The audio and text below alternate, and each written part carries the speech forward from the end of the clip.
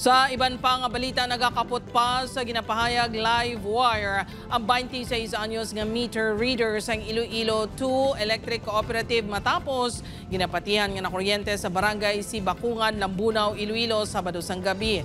Ang biktima ang ginkilala kay Herjan Carl Padrones ang barangay Kawayan, Pototan. Naga-duty kuno ang biktima sang Sabado.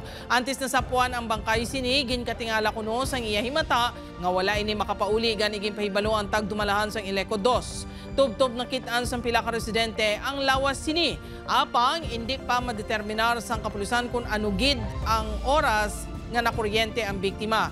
Gindala ini sa ospital apang gindeklarar nga dead on arrival. Ginahulat pa subong sa Lambunaw Police kung ano ang mangin desisyon sa himata sang biktima. Nagpalabot naman ang Ileco 2 sang pag-unong sa pamilya sang biktima. Ginpasaligman ang nagakaigo nga investigasyon sa hitabo.